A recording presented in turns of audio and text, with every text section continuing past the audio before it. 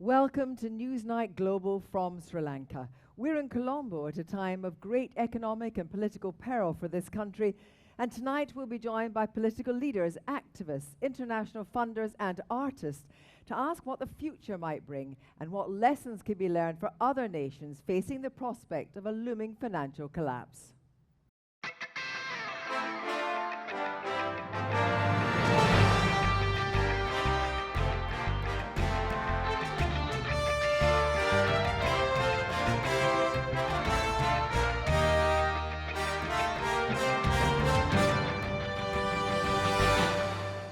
Good evening from the National Museum in Colombo. On Newsnight Global tonight, politics and protest here in Sri Lanka.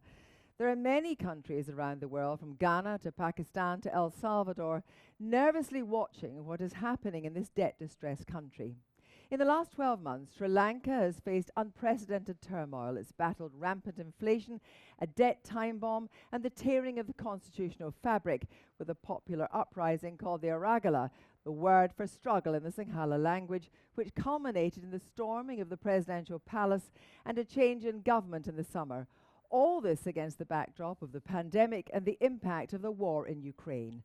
The next weeks are critical as the IMF holds back a bailout until stringent conditions are agreed, and China and India eye up the Sri Lankan economy as an opportunity. Tonight, we'll be examining that tug of war. So what and who can revitalize Sri Lanka, once one of the world's greatest tourist destinations? And could political change stop the potentially devastating brain drain which is growing daily?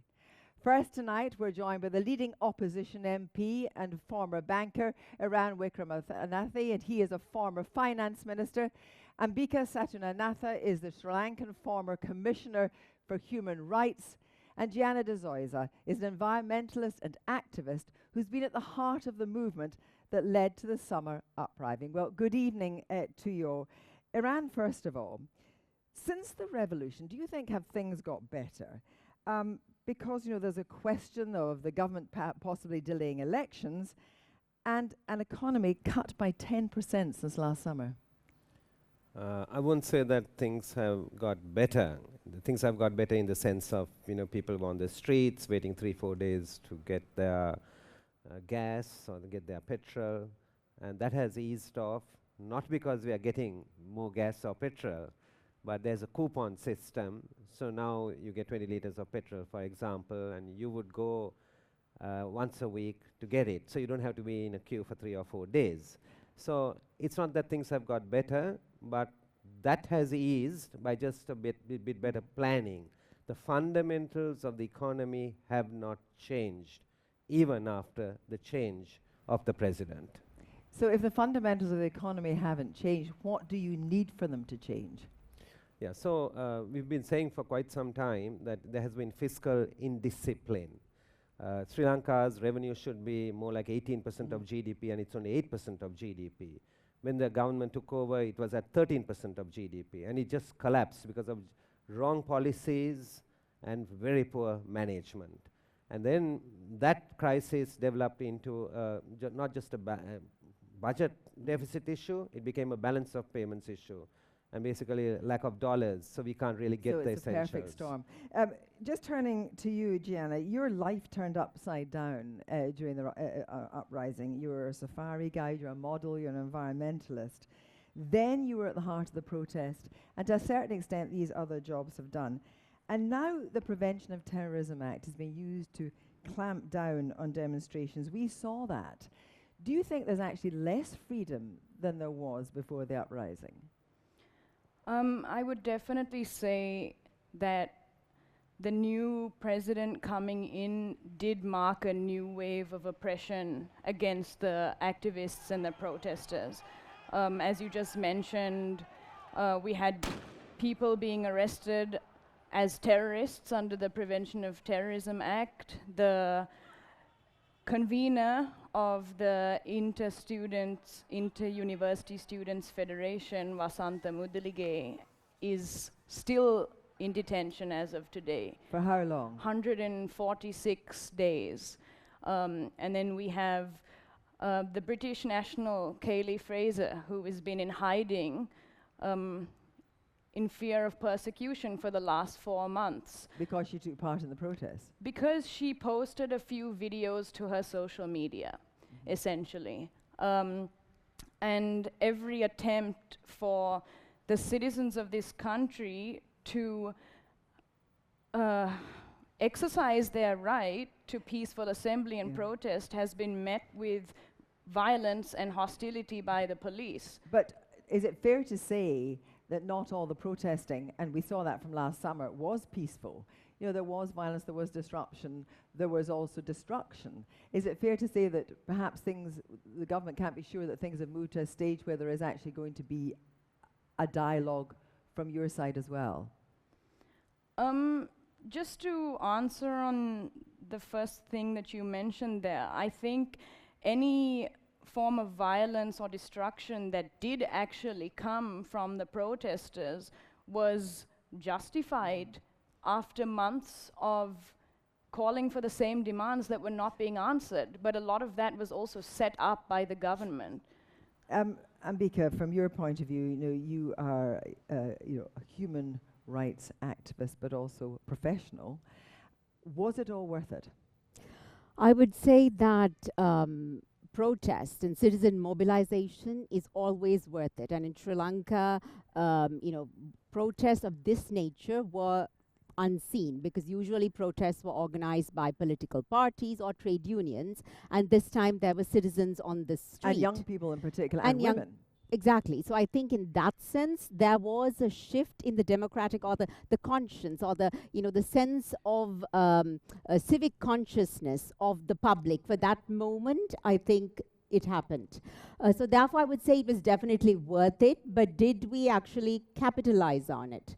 Did we take it further? That is the question that we must ask. And also in relation to oppression, we've always had oppression. That is part of our history, and different groups have been oppressed historically. The upcountry Tamils, the Tamils. Therefore, it was not new, but perhaps also the southern public was feeling the crisis, the economic crisis. So, the Rajapaksa brothers, who ran the country and controlled 70% of the economy before they were forced to flee, have been sanctioned this week for human rights violations by the Canadian government, to the anger actually of the Sri Lankan government. There's talk of them trying to return to power. Do you think that is possible? Well, definitely there is not only talk, but they are preparing. That is because also they have a sense of entitlement, and we can see that they are, and they have been trying their usual tactic, which is inciting hatred against ethnic minorities, Muslims, etc. And we see that happening even now. The Sinhala Buddhist nationalist rhetoric coming up again. Is it possible the Rajapaksa brothers could return? Certainly not in the short term. In the short term? Yeah, because people have rejected them. They have been sent home. And it is just impossible. Of course, they will attempt to come back. That's a different story. Always they will attempt to come back. I'm not. If you just mentioned about the Canadians, yes, right, having a embargo on them coming there or assets being moved. What's the problem? If some country doesn't want me to come there, I have no problem with it. But if I have legitimately got assets somewhere, I will go to the courts of those countries and get my assets. If I have illegitimately got it, only I have to get excited about it. So this is just ridiculous. Now, a lot of young people are saying a plague in all your houses. Is there enough transparency in the political system in Sri Lanka? No, I won't say that there is enough transparency. Democracy in Asia is basically once in 5 years or 4 years, going to the polling station and basically putting your cross and voting somebody in. In the Asian context, not only in Sri Lanka, party politics, within parties, there is no internal democracy. So democracy is redefined in Asia as opposed to in some other parts of the world. Thank you all very much indeed. Well, 2023 has been dubbed the year of recovery by the government here, but is that optimism misplaced? In September, after declaring bankruptcy earlier in the year, Sri Lanka reached an agreement in principle with the IMF for a $3 billion bailout that was supposed to have been finalized by the end of 2022.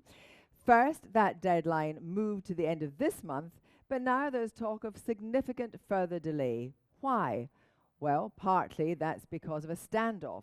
The country's major creditors, China and India, have to agree to write down the value of Sri Lankan debt before the IMF will release the money. But neither country wants to blink first. Here's Ben on how Sri Lanka has found itself trapped between two superpowers.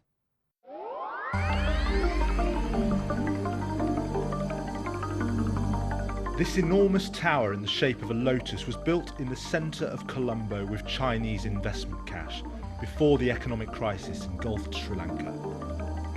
It's become quite literally a landmark of Chinese influence on this island. The International Monetary Fund has agreed a $3 billion bailout to help the Sri Lankan people. Yet the bailout money won't actually arrive until China agrees to a restructuring of its $7 billion of loans to Sri Lanka. Sri Lanka's central bank governor admits the agreement is taking longer than hoped. When we thought we should be able to get the assurances within about 3 months, so that we were hoping to get the program unlocked from the IMF somewhere in December. For whatever reason that there was a delay, the sooner they give us financial assurances, that would be better for both, as a creditor, as a debtor. That will help for us to start repaying their obligations sooner than later.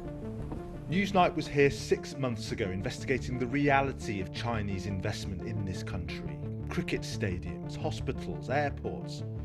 China has also made sizable loans to many other developing countries. Beijing is believed to be anxious about the precedent a Sri Lanka debt restructuring will set. But the US ambassador to Sri Lanka today warns China's prevarication on debt restructuring is now harming the country. Beijing has said they are a friend of Sri Lanka, and I'm sure the Sri Lankan people would love to see that turn into action and make sure that there is not a delay and that Beijing really responds quickly without delay in terms of providing those financial assurances. Sri Lanka does not have time to delay. They need these assurances immediately. And we've seen again delays in Zambia and Chad and other countries where for one reason or another it's been held up. And China has been the spoiler. So again, for the sake of the Sri Lankan people, we certainly hope the PRC is not a spoiler as they proceed to attain this IMF agreement. Yet, it's more complicated than just waiting for China. Another stakeholder looms large over this land. This rubble over here, this is going to be a new container terminal operated by a Chinese company. But if we swing round here, just a few hundred meters across the water, we can see land which is being reclaimed for another container terminal, but this one will be operated by an Indian company. These two nations are also competing in other ports around Sri Lanka for investment. And what all this illustrates is that these two new Asian superpowers are vying for influence on this island, not only over the country's politics, but its infrastructure as well. Sri Lanka also needs India, another major lender to the country, to agree to write down its loans to unlock the IMF bailout. And here some see geopolitics as the barrier, and the question of who will have the most influence over the Sri Lanka that ultimately emerges from this crisis. It's a preoccupation here, this constant battle for influence. I think every player, big or small, recognizes that Sri Lanka has a fantastic advantage in terms of location, strategic location, in terms of transshipment routes.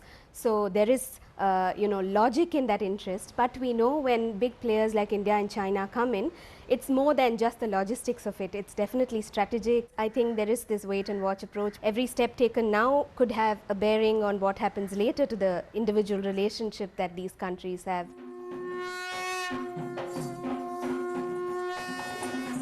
At Sri Lankan weddings, traditional local folk dances often open the ceremony. But this troupe of dancers told us they are nearly always asked to put on an Indian Bollywood show too. So this is the complex dance in which Sri Lanka finds itself involved. Its immediate future and recovery seems blocked, or at least held up, by one of the big geopolitical power rivalries of the 21st century between China and India. And other smaller countries might find themselves in a similar position in the coming years if they too follow Sri Lanka into default. We look for more coordination within the international community, not less, as we look towards how we can support countries in debt distress, help them get back on their feet, but in a way that the reforms will be long-lasting and not returning to the same cycle of debt distress that we've seen everywhere. Long queues at the Colombo Emigration Office are a sure indication of a still badly ailing economy. This is what can happen when a country's economy implodes. You get mass economic migration. A record 311,000 Sri Lankans left the country last year. And this emigration has actually been encouraged by the country's president.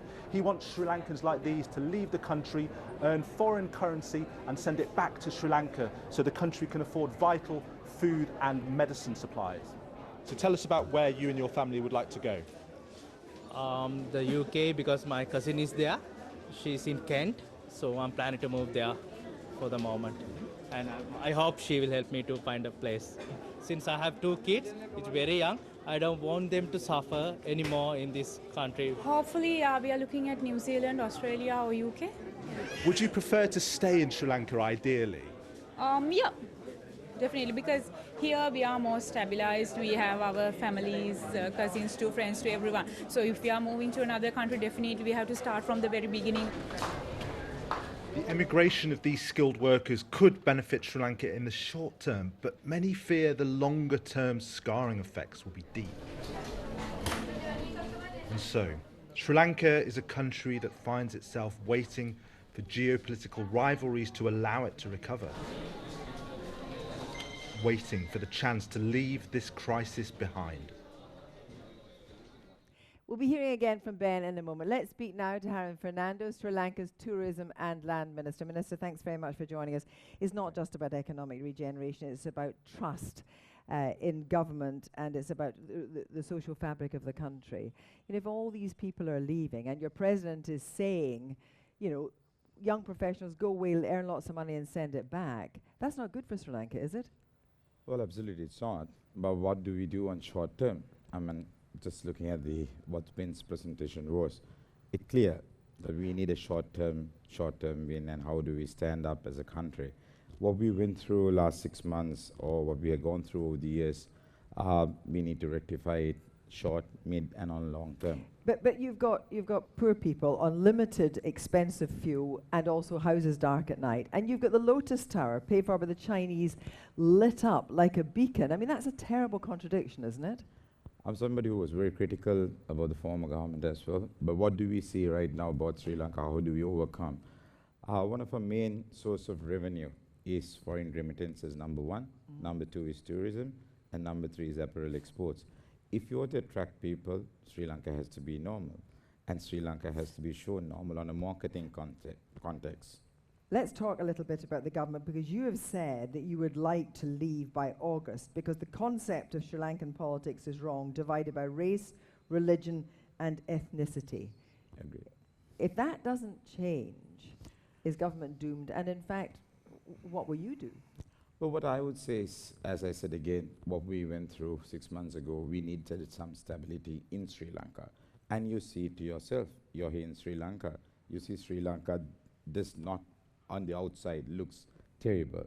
We needed it to look normal. We needed to start moving, and then we need to make the changes. But is there too much repression? You've got the Prevention of Terrorism Act being used to stop peaceful demonstrations. We saw 50 or so people and more than 100 police officers and army on what was a beach cleanup. Okay. So see, when you talk about Prevention of Terrorism Act, that is something that have been happening over the period of time. My personal opinion could be very different. I would not like it. I was supposed to be arrested under PTA few months back before this particular new government came in. So I do understand it's a draconian sort of a law that is in Sri Lanka, but it's contradictory. Sometimes there are so many terrorism things that's happening. We've got warnings, and then the international community wants the terrorism to be controlled, and then they again say the PTA is not the right way to go forward. But what's wrong is using PTA for wrong reasons. That's where the problem is, whether you're going to use it for oppression. Well, you know, you've got other countries watching what's going on in Sri Lanka. You have got the IMF bailout not coming through yet. And we had Standard Chartered Bank today saying given delays in securing financial assurances from creditors, we expect the restructuring deal only at the end of 2023. That is just an assessment by one bank. But if you don't get that bailout to the end of next year, this year, what happens? As you can clearly see, Sri Lanka is sandwiched between few superpowers in the world. And when you're a nation like that, those are the challenges. The geopolitics would always come into play. This is where you need strong leaders, somebody who can actually handle the situation. And I think at this given context, there's no other better person to handle the situation. And that's what we had to move into a government, have a president to control this situation, get people into normalcy, and then go for the democratic process of elections. Just on that, very quickly on that point, is there any question of delaying the elections? Well, I'm not so sure, but... You're a minister. But I would say only one thing. It's about a 10 to 15 billion cost for Sri Lanka for an election. That's our entire harvest. That's our entire harvest. No, I'm just saying. But I mean, the cost of not doing it is democracy. I'm for elections. I'm for elections. But what I'm saying is whether the 90% of the people in the country is asking for election is a questionable. Sri Lanka had to default on its sovereign debt, and other countries are looking very closely at Sri Lanka. What can they learn from Sri Lanka's mistakes? There's quite a lot that they can learn. Spending too much than what you earn is the biggest problem. And I think we not a good taxation system, not good fiscal discipline. Probably our taxation was completely wrong. We didn't identify ourselves. I would just say, since I'm the tourism minister, Sri Lanka could have just been a tourism nation alone, could have got us out of this rut. But we were investing on completely different projects and not identifying what our potential was. So I think that's one of the biggest things that people or the world should learn. What are our strengths and what are our weaknesses, and how do we plan ourselves? So I don't think Sri Lankan politicians really did plan for the last 74 years.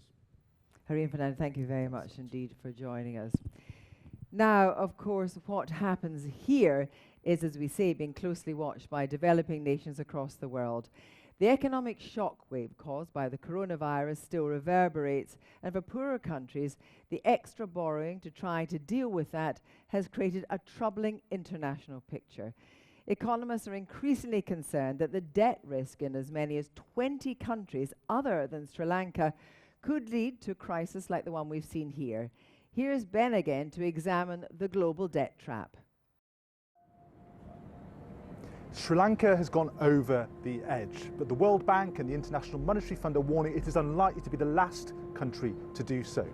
Around 60% of low-income countries are estimated to be in debt distress, meaning they face punishingly high interest rates and a high perceived risk of debt default. All of these countries have been hit by a triple whammy of global shocks. First, the pandemic. Second, the global inflationary impact of the invasion of Ukraine. Third, rising global interest rates. Just how many people around the planet could this affect? The answer is a lot, some 900 million. So what is the big picture? Well, after defaults in Sri Lanka, Zambia, Russia, and in December in Ghana, market attention in terms of default risk has turned to places such as Egypt, Tunisia, El Salvador, Pakistan, and many more. And the World Bank is warning of a train wreck, and too little too late, on international coordination for the restructuring of the debt of these vulnerable states. Coordination which it insists is vital to prevent an economic and social disaster engulfing these countries in a similar way to Sri Lanka. So the IMF is a critical player here and elsewhere. Mark Flanagan is the Deputy Director of the IMF Strategy, Policy and Review Department. I spoke to him a little earlier, and I began by asking him if he thought other countries could follow Sri Lanka into default. Many countries have emerged from the pandemic with higher fiscal deficits that have driven higher and rising debt ratios. There's a big chunk of debt service coming due for a lot of the lower middle income countries over the next 5 years because they did a lot of borrowing back in the last decade. They face constraints on their fiscal adjustment because many of them are poor and have many needs to fulfill. And, you know, they're just one shock away from being tripped up and forced into a default situation. So one shock away. You know, we've seen the humanitarian crisis here in Sri Lanka. People can't even buy eggs, they're too expensive. You know, fishermen are paying 4 times as much for their fuel in uncertain waters as well. If that a humanitarian crisis was to cascade through other countries, what would the scale of it be? And would it be something we really haven't seen in modern times? Well, okay, the first thing I want to emphasize is right now we're not predicting a cascade of sovereign defaults.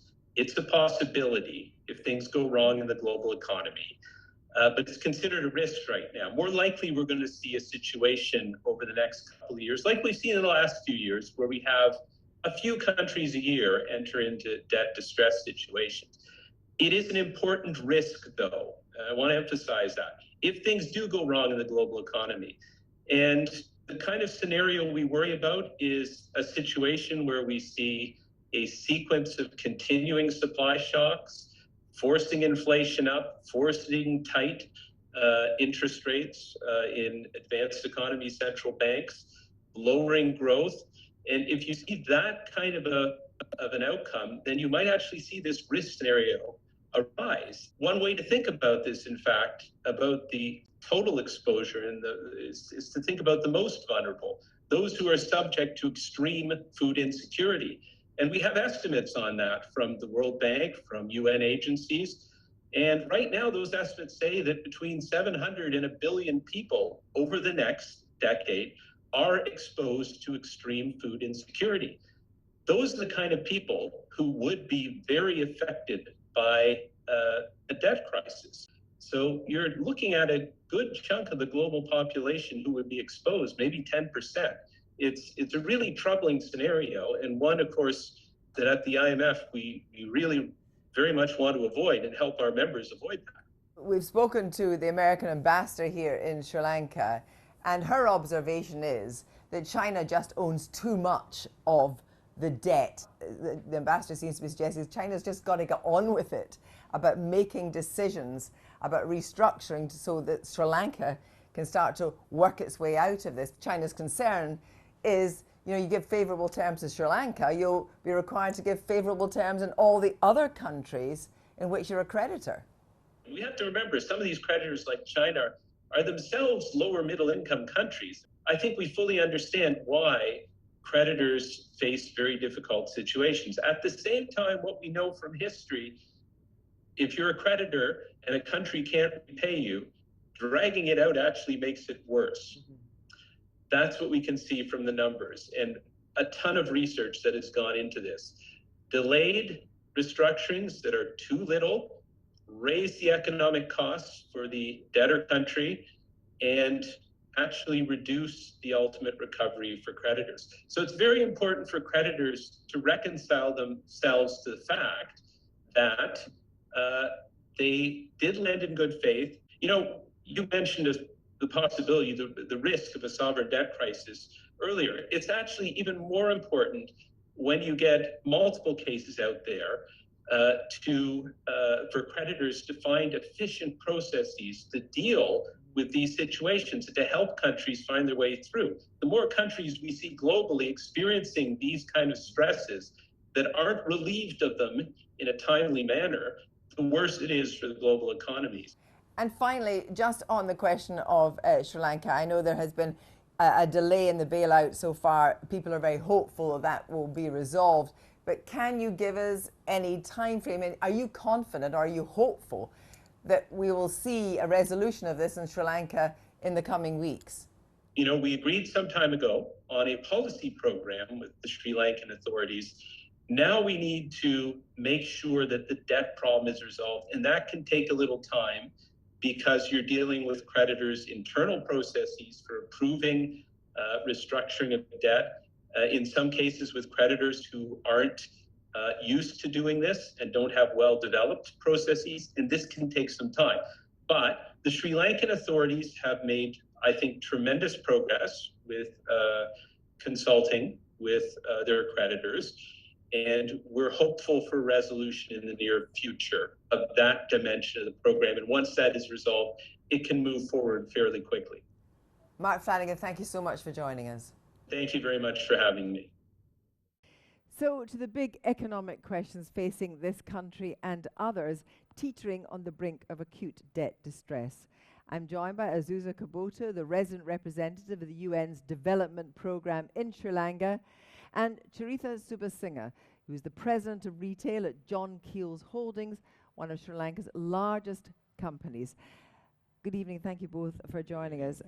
First of all, Keel's, biggest conglomerate, is involved in all the major economic areas in Sri Lanka, and you also do support of small food projects, support of producers. But what have been and still are some of the obstacles, the biggest obstacles in Sri Lanka getting back on its feet? I think the most important thing is where we are today, where the inflation is reached a 90% increase against last year, leading to the food inflation, which is the most critical element, which has moved a normal family not being able to handle their 3 meals. Malnutrition to all that is impacting. In addition to that, you have the fiscal policy changes that is impacting the utility. I mean, it's interesting because you're one of the country's leading businessmen. Sure. You are also involved in the development program from the UN, Sure. so you know it's a different sector. Sure. But can you put your hand on your heart and say there's good enough governance within Sri Lanka? It can improve significantly. Yeah. I think that is the important thing. The learnings that we have had, not repeating those mistakes is the important thing. And some kind of fiscal, what was the word, stringency, perhaps say. I mean, I was speaking to somebody who runs a big sales company, sales for boats, saying that his employees weren't paying tax until recently. I mean, Sure. Even the tax base isn't recognized properly. Sure. I think that is going to be the most important thing in the recovery phase, whether we get the IMF funding to all that. How do we have proper governance so that no repetition happens thereafter? Assistant Kubota, you have just arrived, just in position from the 3rd of January, but you've worked all over. You worked in Senegal, you've worked in the Maldives, but you see here that 26% of the country is in need of humanitarian aid. What does a delay, day by day, in an IMF deal do? Obviously, the poorest households are hurting the most because they already have very limited coping mechanisms. Families are dipping into their savings to pay for their bills, and the longer-term implications of lack of nutrition, lack of schooling, immunization has to be taken into account. And these households require immediate buffer help. And any delay in socioeconomic interventions within the framework of humanitarian response would have long-lasting impact. Given that Sri Lanka has done so well in terms of human development, it was a beacon of hope in the region in terms of progress towards sustainable development goals, human development. We have to make sure the regression will be minimized at this point, especially for the poorest households. So, in terms of a development program for Sri Lanka that you've, as I say, you've just arrived, what will be the key thing that you'll be doing in the next 6 months? We'll be looking at immediate responses and longer-term reform agenda. We believe that the COVID has taught us that every crisis presents an opportunity to look into reform requirements, and tax reform is one. It has to be helping the generation of economy and growth for the real people on the ground. It cannot be just looking at the systems and checks and balances, but also how do we look at loopholes and so forth. But even if a lot is done, you're still facing huge fuel costs, costs for pesticides, costs for fertilizers. You might be able to put food on the table, but it's going to be very expensive still. It is. It will continue to be expensive. Simply because the devaluation of the rupee from 203 to 370 had a significant impact because almost 70% of our food and beverage products are imported or has an element of import products in it. So adding to what my friend said, what the IMF would also do is not only the funding they give, but give the confidence for further investment to come into the country as well. Because the country has to get started, the income generation methods have to increase as well, because the cost of living is so high. So the income generation for an average household has to increase if they are to fund their basic requirements. Now, you know, obviously among the protesters and activists, there's deep concerns over the competency of this government. And there is a concern that the IMF, of course, has checks and balances when it does a bailout, but actually the best use might not be made of the money, and that actually is there a danger of throwing good money after bad?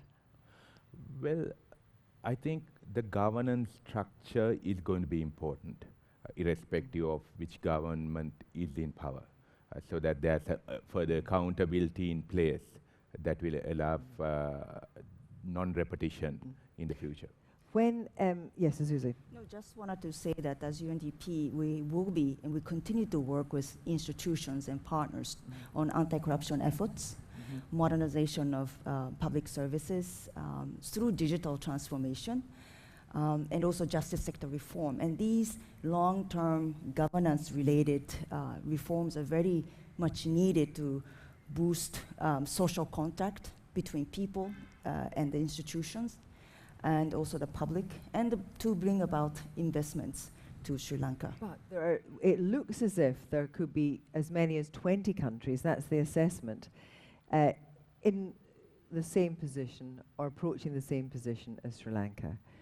You know, what does the UN do in that situation? You know, obviously the richer countries will be asked to pay more money into the UN, but actually is there a danger that actually you become overwhelmed? Well, luckily we have a system in place to collect data, rapid assessment, so we know where the most vulnerable people are and how they are faring and what kind of immediate support needed.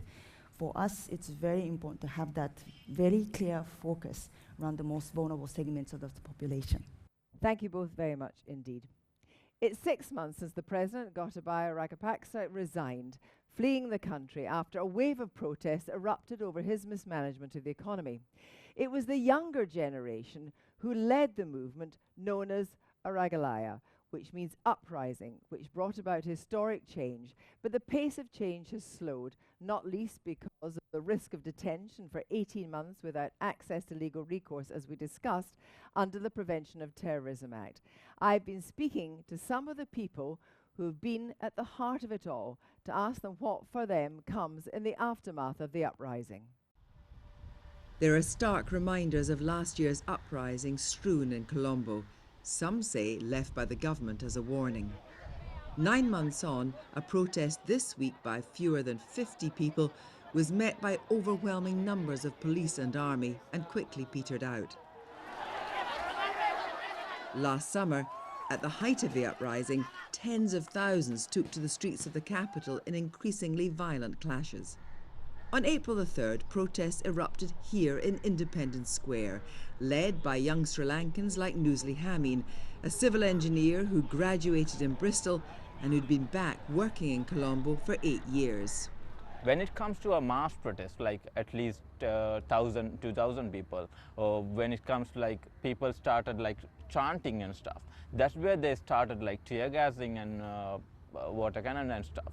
Even until yesterday. Right now, after July, especially the Ranil Wickremesinghe's coming to power, you can't even do a silent protest. They would just bring up water cannons and tear gas. I would remember one incident where I was like covered up with all tear gas and somebody had to drag me and pour me water. Otherwise, I think that would be the end of me anyways. Really? It was that bad? It was that bad. Minal Wickrematunge is an artist who comes from a long line of activists in her family. She and other women of a rights group called the Fearless Collective created a mural at the site of the protests addressing the future they wanted to see. So what does she make of the political situation now? There's this eternal chess game that we're constantly playing between powers, and I always see a cycle of violence happening. It's just the same faces, and it's just a rotation of the same politics, really, with different faces. So I don't see, unfortunately, I don't see someone out there who's someone I want to see as a leader. Faraz Shoktulli is a veteran political commentator on Sri Lankan television. He has watched as increasing numbers of young Sri Lankans have started to leave their country. Sri Lanka needs its brains. When you couple that with the limited number of university spaces in this country and higher education, further education spaces in the country, then you're looking at a very serious problem. Now, Newsnight can't find any employment as a civil engineer. He believes his role in the uprising has made him a marked man. Seems like even though the country needs me, but the politician doesn't need me at all. So you're going to leave? I don't think there is any other option for me left. This was a protest led by a younger generation. Yeah. But what happens if that younger generation leaves? And this is a really scary thing, quite frankly, is that if we don't find ways of really giving into some of the demands of the younger people, how long are we going to sit around and really wait for a country that I'm not sure is willing to budge or love you back? There's no doubt that Sri Lankans love their country. But can politicians, business leaders, civic leaders and activists work together to make sure this bankrupt state does not become an ungovernable one? I'm joined again by Jana de Souza. Jana, you're not going, you're staying. So you still think it's possible to make a change? I do. I think this current moment presents an opportunity for the leaders that are in power right now to turn things around. However, I don't see that happening, and I feel like it's the younger generation, if at all, that will make that change that we want to see. I mean, you have been an activist, but can you see actually taking a political role in the future? Possibly, but as of now, in this current political culture, definitely not.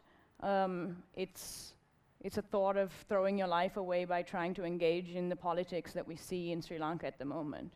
But if the protests do prove to be a catalyst for change, what would you like to see in Sri Lanka in 10 years' time? What kind of country do you want it to be? In 10 years' time, I hope by then we've done away with executive presidency and all these draconian laws like the likes of the PTA.